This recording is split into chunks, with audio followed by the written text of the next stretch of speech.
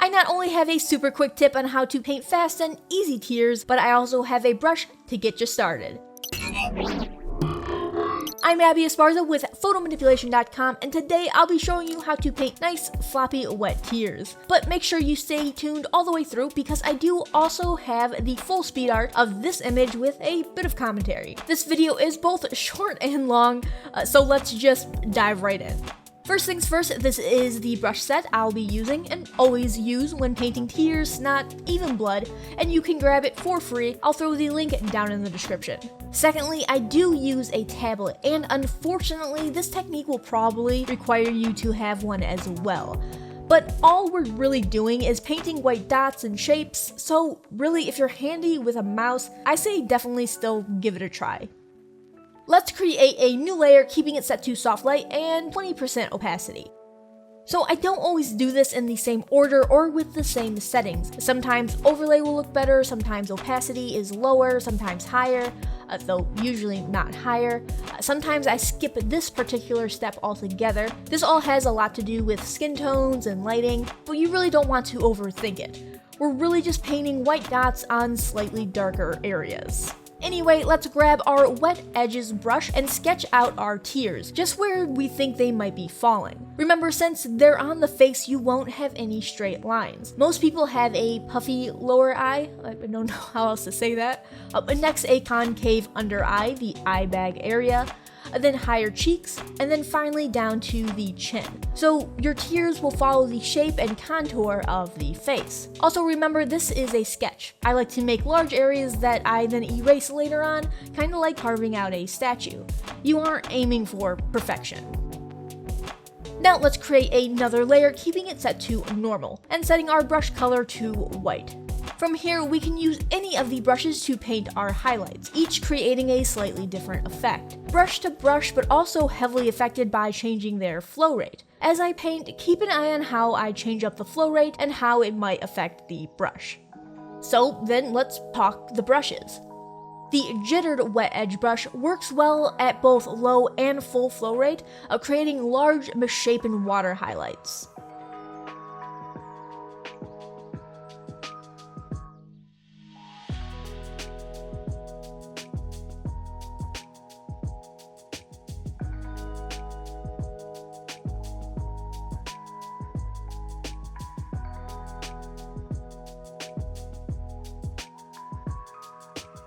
The pen brush is amazing for painting really sharp, harsh, tiny little highlights. I like this for the very edge of the tears or when I just want a small dot of light.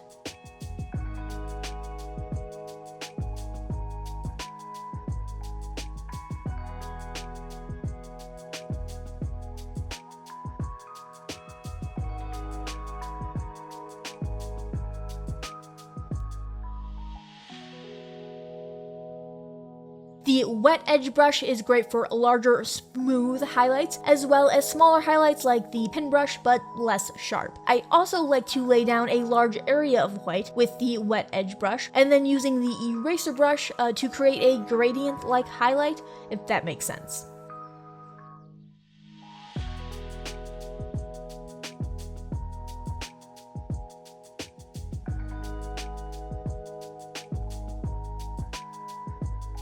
Then a default round brush set to varying softness is great for softer edges and highlights.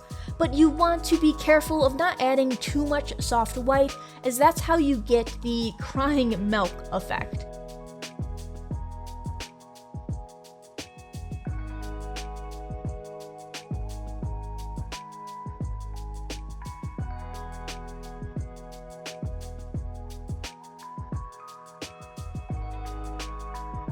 And a default hard round brush works fine, but just lacks the texture and organic shapes the other brushes are more likely to give you. But I definitely still do reach for it.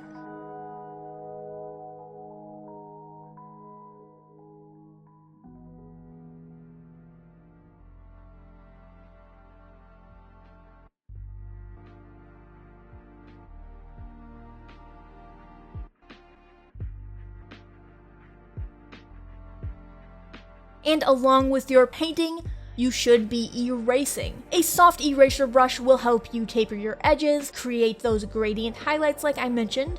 soften overly harsh highlights, especially in darker areas, and of course erase any janky highlights. I do tons of Control Z, lay down some white, if you don't like it, undo it, lay down some more, rinse and repeat. That is really the bulk majority of my tier painting process, is Control Z paint, Control Z paint, Control Z paint. I'm also a big believer in using references for stuff like this, even if you're not a digital painter.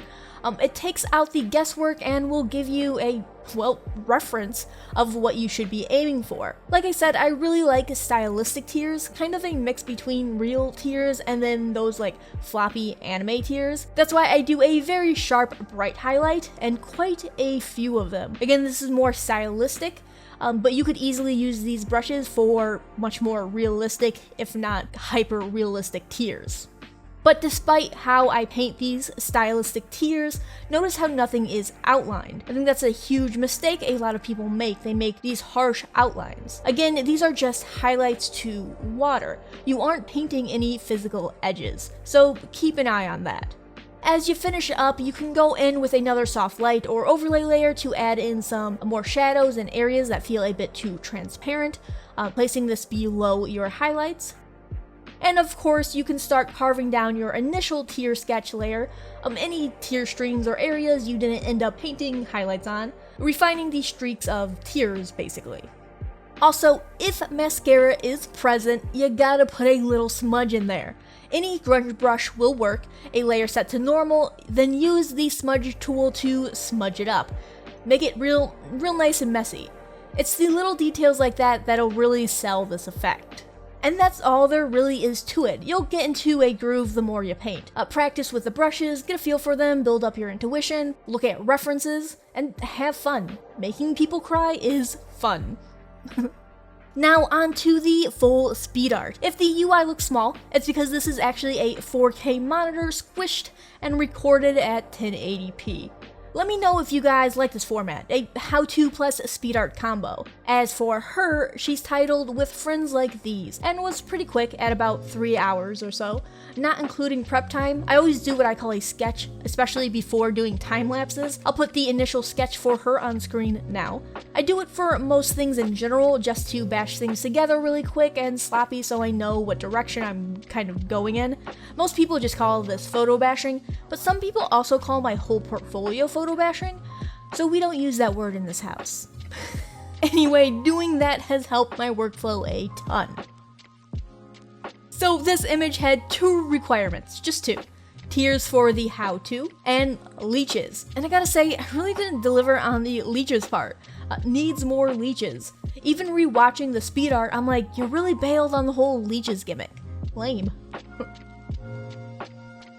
The oil paint is all done using just one texture, duplicated a few times, and then layer masks. Masking using a couple of typical oil paint brushes, possibly even the default oil paint brushes that come with Photoshop. I'm not 100% sure on that, but if not, they would work just as well. And I lied, there was a third goal, and it was to push a pastel holographic effect. I just finished up a super dark piece, and when I do that, I always want to either go really cute and pastel, or like a vivid neon 80s cool kid vibe. Clearly, pastel won. I also think I'll be doing a how-to on this really harsh backlit hair effect. Give a shout if you'd be interested. Though just from slowing down the speed art, you could probably kind of get the gist of how to do it. It's a super simple effect. As for the tear effect, keep in mind, and you'll see a bit of that in this image, that you can use it for anything wet. I think I already mentioned stuff like snot, sweat, spit, or even blood, and any kind of slime or goop. You just have to change the underlining color from clear to red or black, or whatever it is that you're painting.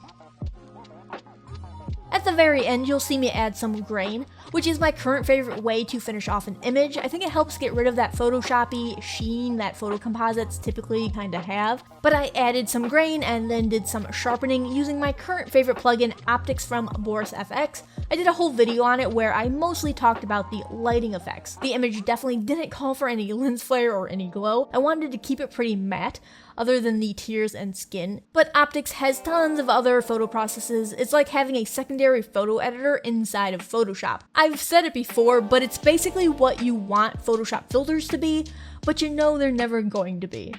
If you want to grab Optics for yourself, I do have a 25% off discount code for it, linked down in the description. Just add it at checkout. I do get a bit of a kickback from it, but I also think it's just really rad. It's a rad plugin. I also think that's it for me. She's pretty simple and straightforward.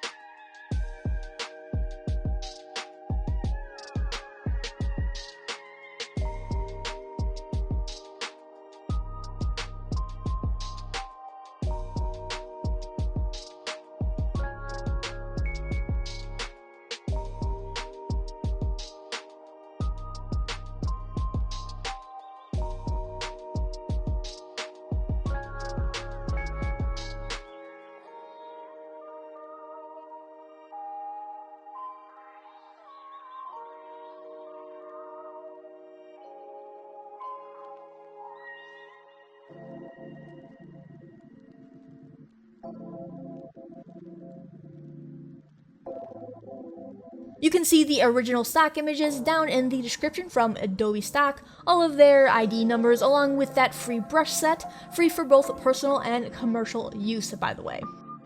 And if you wanted to see all of those sweet lighting effects that the Optics plugin I mentioned has, then check out my video showing off some of my faves. I'm Abby Esparza with photomanipulation.com. See you next time.